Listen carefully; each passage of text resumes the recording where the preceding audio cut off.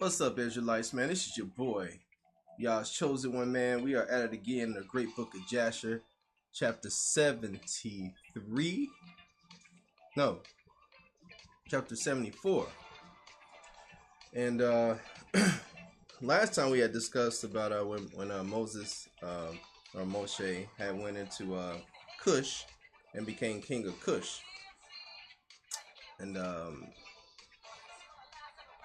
what was that sorcerer's name? Balaam. And I think Balaam had escaped his grasp before he had got there. So when you mention in the Bible in Exodus, when Moses is performing the miracles with the staff, those two magicians that put their staffs down too and became snakes, that was Balaam and his brother. So we know who that is now. Alright, so chapter 74 in the book of Jasher. Alright, in the end of years died Saul, king of Edom, and Baal Canaan, the son of Akbar, reigned in his place. And remember, the Edomites always had somebody that wasn't of their race to lead over them. Because if you remember, they always picked it because they got traded on by their own people. So they had made a vow with each other that they'll never pick somebody from their own race. In the 16th year of the reign of Moshe over Cush, Baal Canaan, the son of Akbar, reigned in the land of Edom over all the children of Edom for 38 years. In his days, Moab rebelled against the power of Edom, having been under Edom since the days of Hadad, the son of Bedad, who smote them in Midian and brought Moab under subjection to Edom. So we have these Asians who have been under subjection to these Caucasoids. And I have read it previously on the previous chapters how Edom, or Esau, the white man, had came to power in what we call Asia, but because there was no Europe. Remember, it was just Asia, and when the white man got there, they populated and called it Europe. So there was no Europe. And what happened is they kept pushing these Asians down into what is called Asia today. So when you see all Asia, that's how, and you see Europe, that's how the white man got there. Because remember, their first habitation was Mount Seir, and they pushed their way into Italia by the sword. All right. And Angeas, king of Africa, died in those days, and Asdrubal, his son, reigned in his stead. In those days died Janneus, king of the children of Chittim, and they buried him in his temple, which he had built for himself in the plain of Canopia for a residence, and Latinus reigned in his stead. In the 22nd year of the reign of Moshe over the children of Cush, Latinus reigned over the children of Chittim 45 years.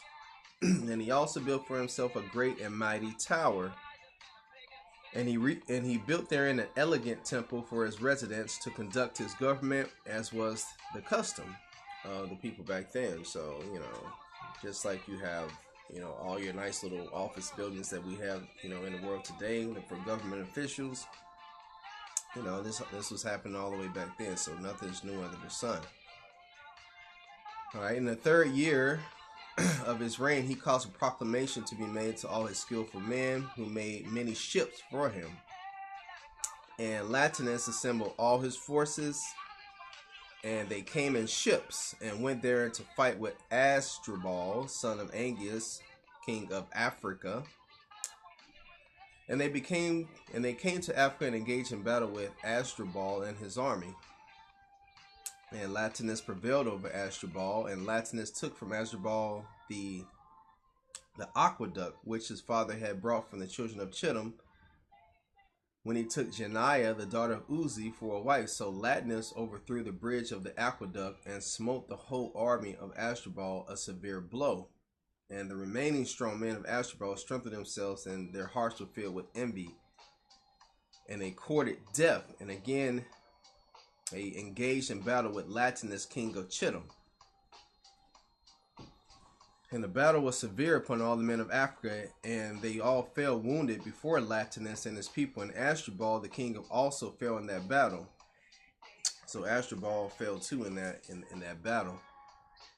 And and this is pretty cool here. And the king Asdrubal had a very beautiful daughter whose name was Usfesna, and all the men of Africa embroidered her likeness on their garments on account of her great beauty and comely appearance.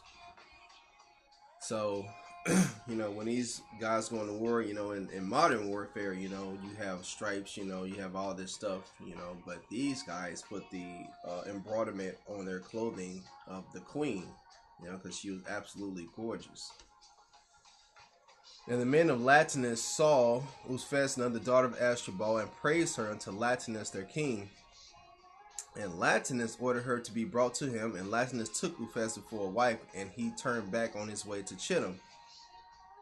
And then it was after the death of Asdrubal, son of Angeas, when Latinus had turned back to his land from the battle, that all the inhabitants of Africa rose up and took Annibal, the son of Angeas, the younger brother of Asdrubal, and made him king instead at his brother over the whole land of Africa. So the younger brother is ruling.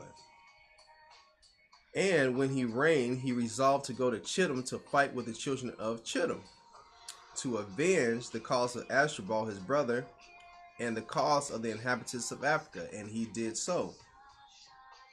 And he made many ships.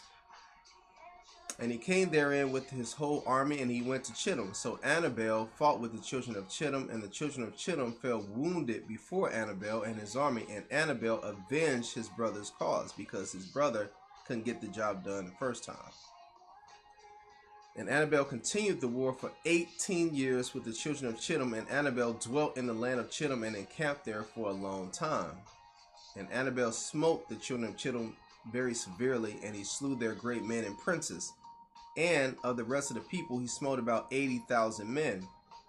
And at the end of days and years, Annibal returned to his land of Africa, and he reigned securely in the place of Asdrubal his brother. So not only did he avenge his brother, but he reigned securely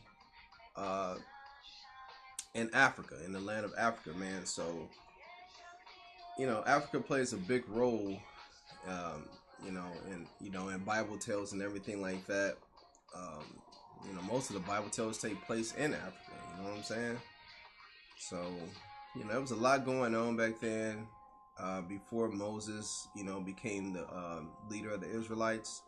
You see all the things that he was going through. You see what's happened to the Edomites. You see what's happened to people in Africa and things that was going on. So, it's your boy, Yah's Chosen One. Just trying to give you a more detailed description of what's going on between the time, in the time where the Israelites are in Egypt.